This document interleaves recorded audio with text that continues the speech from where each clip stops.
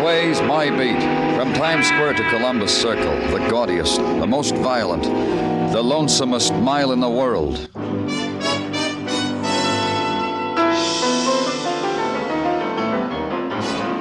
Broadway's My Beat, with Larry Thor as Detective Danny Clover.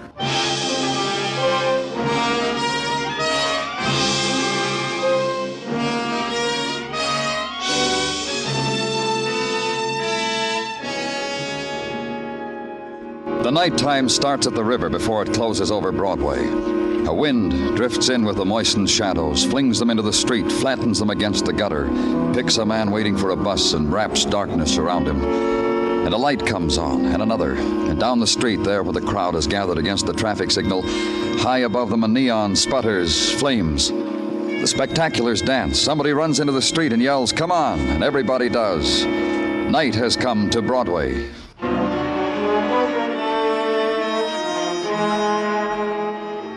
Where I was, there was a wind. The built-in wind, a thing composed of poor ventilation, tears, shed and unshed, and bottled chemicals. It was the basic ingredient of the city morgue, though not to be found on blueprints or bills of specifications. It was something new to the man walking beside me.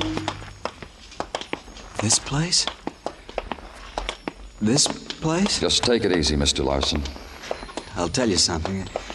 I guess it'll sound funny. I've read about places like this, and I've closed my mind to what I read. I guess I never wanted to visualize anything. Right here, Mr. Larson. What was your daughter wearing? Mrs. Larson wrote it down for me.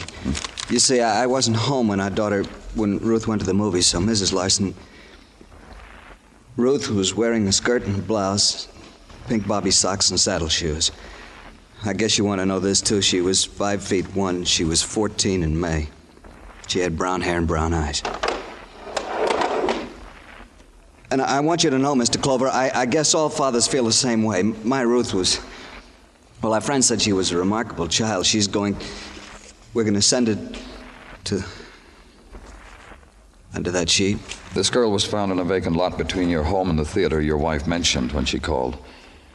How... I mean... Look, you know what Beaten, fractured skull. I have to look, don't I? Yes. If it's your daughter. Ruth's a nice girl. She started to go to parties with boys, and she always gets home by 11 o'clock. She's going to be a dancer. When people come to the house, she dances for them. Mr. Larson. You see, as I told you before, Ruthie?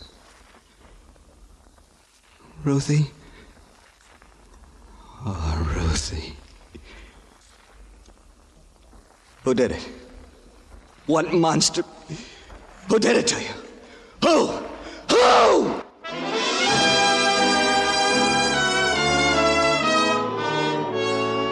The fury took over. The man, trembling with it, shivering with it, scurried from wall to wall and raged at the wound the death of his child had clawed across his heart, torn inside his throat.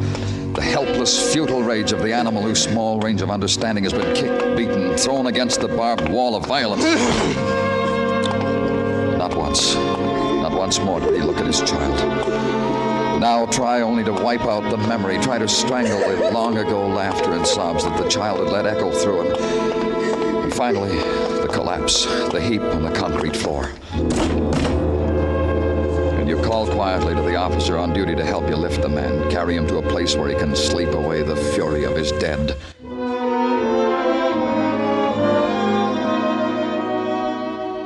Then back to your office and close the door on it. Stand at the window, watching the squalls of the nighttime wash against it, beat against it, and then stare at the walls, and then hear the door open for it, to let it all in again. Danny? Danny? What do you want? Well, Dr. Sinsky's report. He was busy on another. He asked me to bring it to you, so... Leave it on my desk.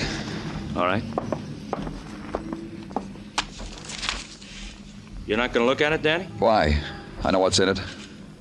Well, I thought I did, too, till I glanced it over on the way to your office. You better take a look at it. You're so eager, I don't want to spoil it for you. Tell me about it, Muggavan. Danny. You tell me, Muggavan. We've had other kids who... And this one's no different. That all, Muggavan? That's what I've been trying to tell you. This one is different. Just what you saw when you first found her. That's what's in the report. Beaten, skull fractured with the butt of a gun. Nothing else. Then give me a motive. Give me another motive why a 14-year-old child should...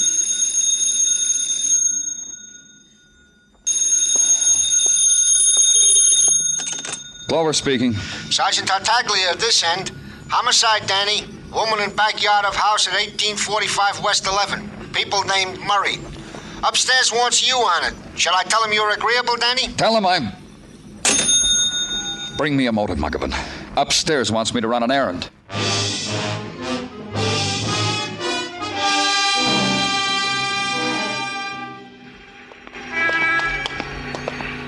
She's over here, Mr. Clover. Right here. Dead. Beaten. I'd say her skull had been fractured, Mr. Murray. Oh, I don't understand it. I just don't understand it. Tell me what happened. We were sitting in the library. A knock came on the back door. I wanted to answer it, but Beatrice said I looked so comfortable. There was just you two in the library. You and your wife. And Sis. Sis? My sister Claudia. She can't hear anything. She's deaf. She never goes out of the house. I take care of her. Well, who's in the house with her now? Who's playing that organ? Oh, Sis plays. I see. Go ahead. Well, there was this knock on the door, and Beatrice went to the door, and I heard her talking to someone. At least I think I did. I want you to know I'm not sure about that. I kept reading, that's all, and Sis was practicing. Didn't your wife scream? Didn't you hear any... No, I didn't. I happened to look up from my book a little later, after she went to the back door. How much later? Well, I don't know. I looked up, and she still wasn't there. She hadn't come back yet from answering that knock on the door. That's right. So I went out back. The back door was still open, but there wasn't anybody there. I called to her, and then I started toward the alley, and I stumbled. I stumbled over Beatrice lying... Then what did you do? Well, I called the police, and then I told Sis what had happened. You speak sign language? Yes, I learned it when I was very young so that I could speak with Sis. She's been with me all the time. Huh. How long have you been married? 14 years. Why? What's that got to do? Happily? Of course, happily. You have any children? No, that's something Beatrice and I agreed on. Sis needs taking care of, and Beatrice is always so busy. Busy doing what?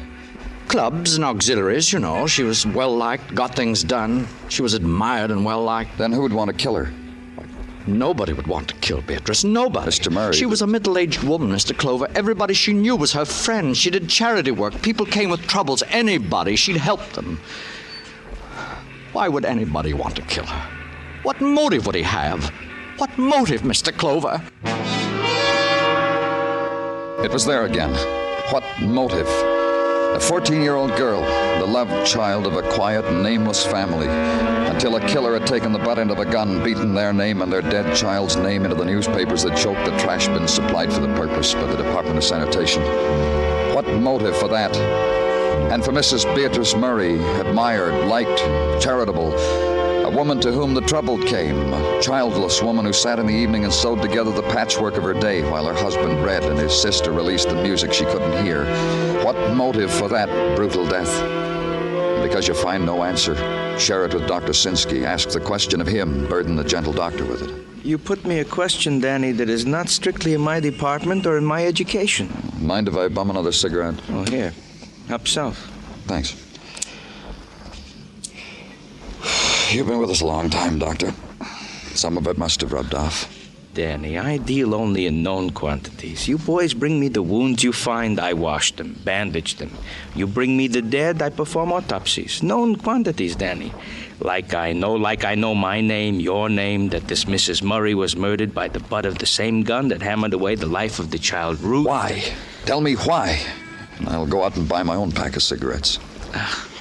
If I had gold, you could have it, Danny. No strings to it.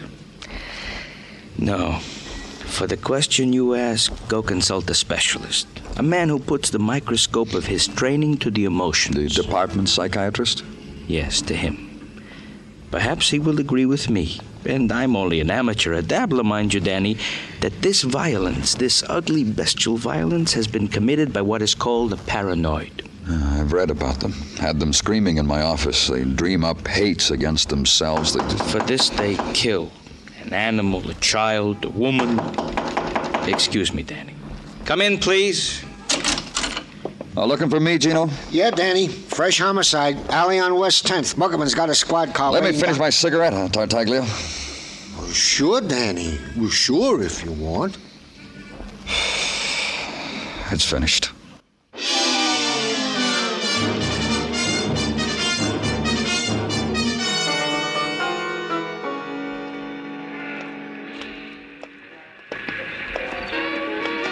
A woman, Danny. Yeah. Put your flash on her. Hold it right there. Where's that music coming from? An apartment upstairs, Danny, the back of her head, it's... Uh-huh. Keep your flash still. We've seen it 2 times already. In a short space. This makes 3. It made 3. The woman staring into the beam of the flashlight Muggerman held close to her face, staring in the final disbelief that this had happened to her in this place, in this time. She lay in awkwardness, her dress disarranged, her hand where it had frozen trying to straighten the wisp of blood-clotted hair under her black straw hat. The alley wind found the white lace at her throat, riffled it, and the murdered woman made 3.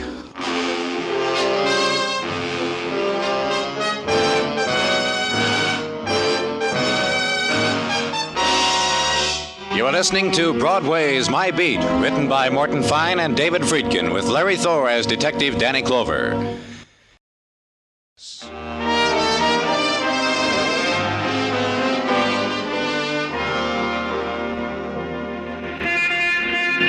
The night music of summer spills into Broadway from the scarred throats of the loudspeakers hanging over the record shops. And this summer's kids, in the off-the-shoulder cottons and the transparent California sports shirts, squeeze each other into the doorways and lap it up. And then someone shrills a new diversion in a new shop window on a new corner, and Broadway's youth rebops on down to it. It's an old ceremony on Broadway, this dancing in the streets, and the sweating barker with a fistful of passes to happy upstairs lands. Just the price of the amusement tax, kid. That's old, too. The girl in the swimsuit lying on the billboard beach, never aging, but old. And the touch of summer's night on your eyelids, that's familiar, too. It's all happened to you before.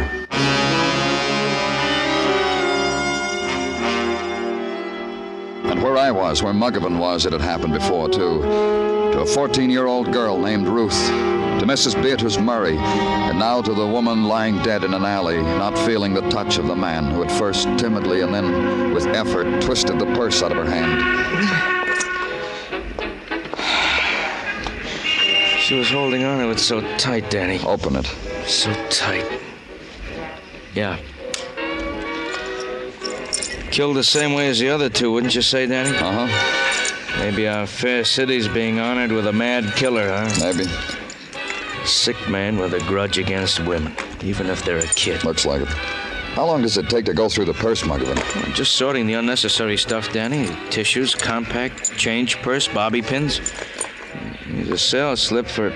Let me see. Hold a flash a minute, Danny. Yeah. For China wear. A tortoiseshell comb with silver edging. That's all? No identification? Well, I haven't tried this inside flap yet, Danny. Yeah, here it is. New Social Security card made out to, hold it again? Alma Russell, 4212 6th Avenue. That's around 8th Street, Danny. Maybe she was on her way home, took this alley. It cuts through to 6th. Killer knew she took it sometimes, waited for her here, slugged her, made sure she was dead. Got a confession, Danny. It puzzles me. You alone in the world? 3 of them dead. That girl, that woman with her husband, and the sister who plays the organ. Now this one. I could understand it if... If what? There wasn't a mark on him, Danny, other than the beating from the gun, but not a mark. And this girl's young. About 25, I'd say. Pretty. Neat. Clean. I bet she was attractive. Sweet. What are you building, Muggerman? Well, we've had them before, Danny. The guys who wait in alleys, go to moving picture houses, talk to little girls, and the vacant lot. This kind we've had before. And in a way I could understand it. But the killer who... You said he was sick. Dr. Sinsky called him a paranoid. Whatever they call him, it scares me sick. I got a niece lives 3 blocks from me with my brother. She's... Funny. You're trying to talk about her like the girl's father did when... Go call them, Morton McGovern. Danny, the thought that it could happen... Go call them. I'll wait for you.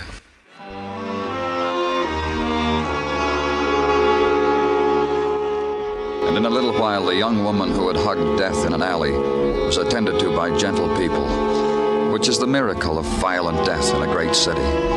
The intern, the stranger in the white jacket, knelt beside her and shook his head and thought a thought that included both of them. And an ambulance driver looked at her and bit his lip when he put her on the stretcher. Then the alley was no longer remarkable. It resolved back unto itself. Play of refuse, mewings, and the shortcut home. It was the end of something or another.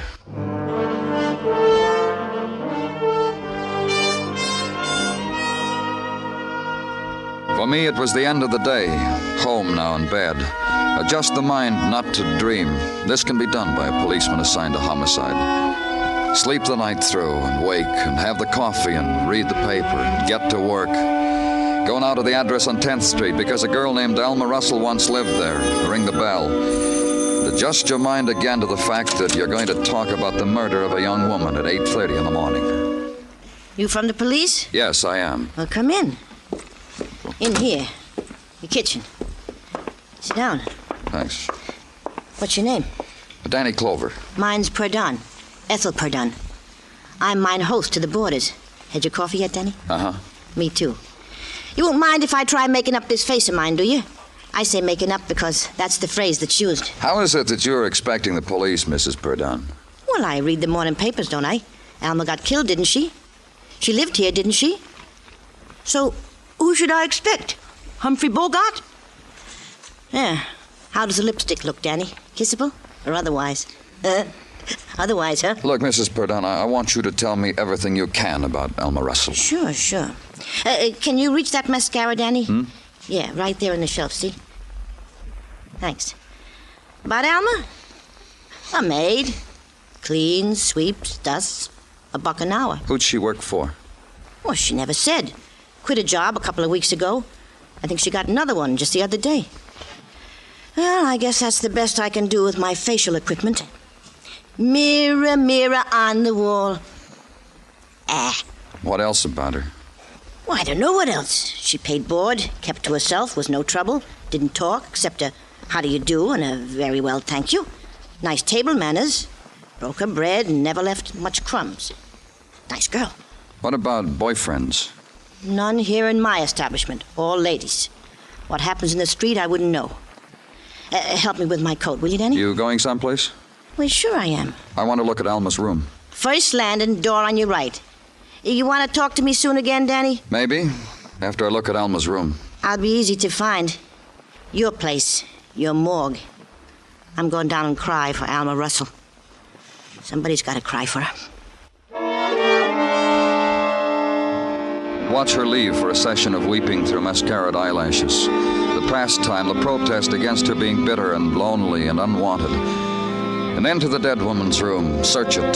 Note its primness. Handle the modest belongings of a girl who had washed, dusted, arranged the belongings of other women in other, richer rooms. The pile of old magazines carefully saved on the closet shelf. And on the bedstand, the new ones. The fan magazines, the romances, truer than her own because they were printed on slick paper. The dresser, lined with a thin layer of inexpensive underclothes. The wardrobe with the bargain flowered prints. The starched maid's uniform, the cloth coat, and the moth-proof bag. And that was it, the sum of Alma Russell's life.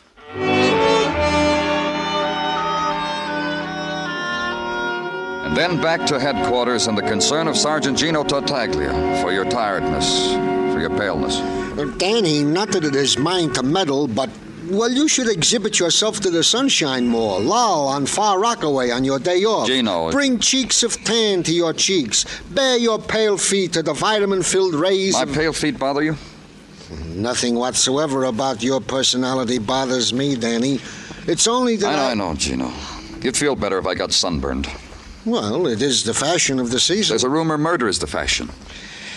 Yeah, this also. 3, the members of the opposite sex. It would be so simple.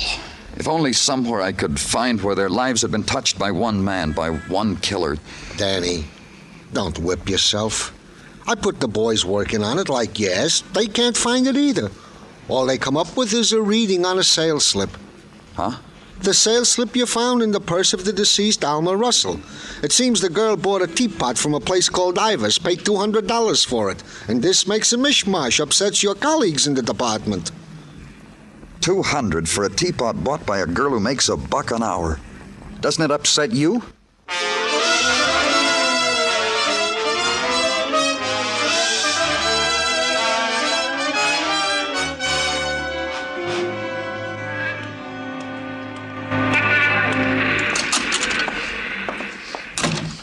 Something we can do for you, sir? Yes, there is. I'm from the police. Good. Are we interested in some Chinaware today? Yes, we are. I want you to take a look at this. This sales slip. What is it? It's for a teapot, one that costs $200. I don't understand why we're lifting our eyebrows, sir. Of course it did. A Staffordshire teapot on the current market is worth at least that. This sales slip was found on a young lady that's been murdered. I see. The young lady happened to have purchased this teapot here. I see. Her name was Alma Russell. I see. How does $1 an hour maid buy a $200 piece of china? By paying $200 for it. Miss Russell paid exactly that much. Then you remember Miss Russell. Oh, indeed, yes. We sold it to her ourselves about 3 weeks ago. I remember the transaction well. She'd called the day before to price the teapot. The next day she came in with the money about midday on a Thursday. Unless it was her day off, she was in uniform. Didn't it seem strange that a housemaid... Yes, it did. I might as well tell you. Tell me what? The sales slip says $200. She didn't pay that for it. She paid $190 for it, tax included. We paid the difference out of our own pocket. In the trade, we are known as a sucker for hard luck stories about teapots, and Miss Russell had one. You want to tell me about it now or later? Miss Russell was dusting the china at the home of her employer, broke a Staffordshire teapot, hid the debris, bought another one before the accident was discovered as a replacement. Just one more thing. Did she say who this employer was? She did not. However, there are some regular clients of ours who eat off the stuff. Like who? The Llewellyns, for example, the Crandalls, second and third, the Murrays, the Westfalls. Which Murrays? On West 11th, the Paul Murrays. Are we being helpful? We'll never know how much.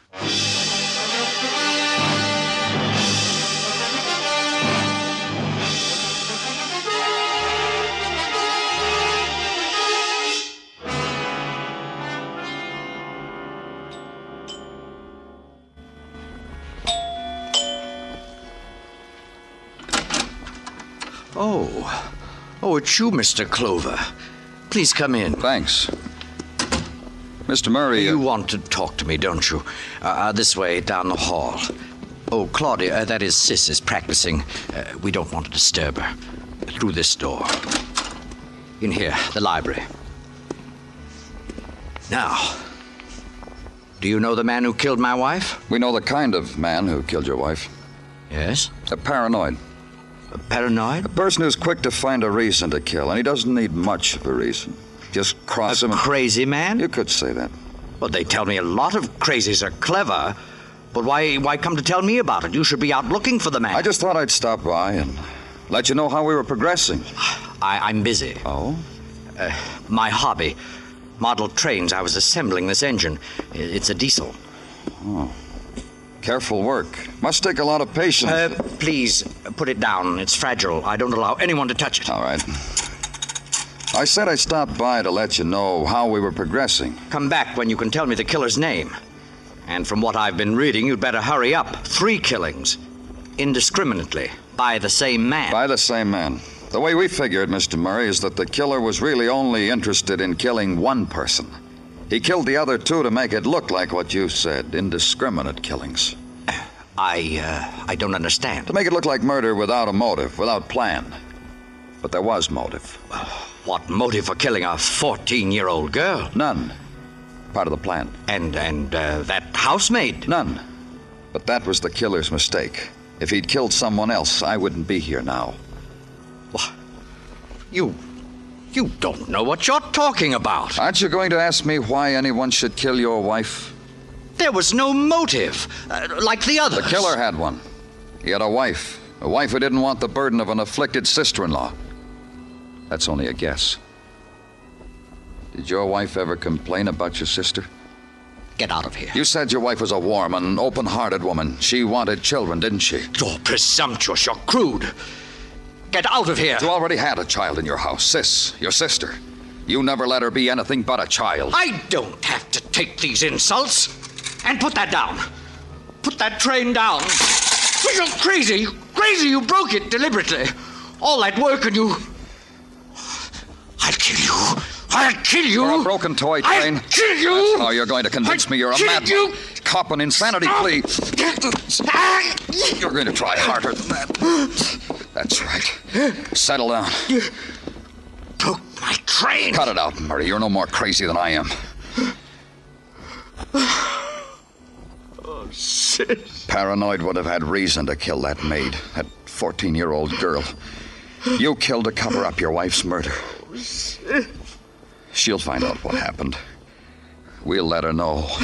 Sis. Oh, sis. What have I done?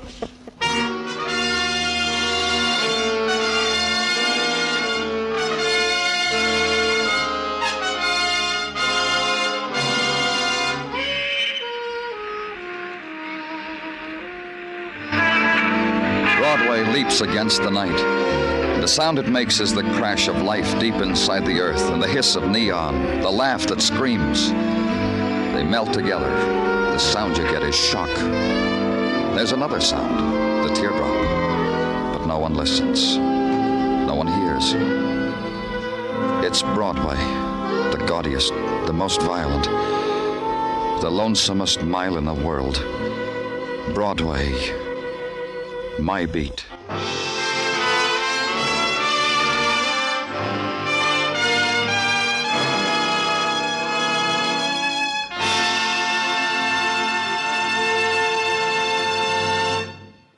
Broadway's My Beat stars Larry Thor as Detective Danny Clover, with Charles Calvert as Tartaglia and Jack Crucian as Muggavan. The program was produced and directed by Elliott Lewis, with musical score composed and conducted by Alexander Courage. In tonight's story, Joseph Kearns was heard as Paul Murray. Featured in the cast were Charles Davis, Martha Wentworth, and Harry Bartell. Bill Anders speaking. This is CBS, the Columbia Broadcasting System.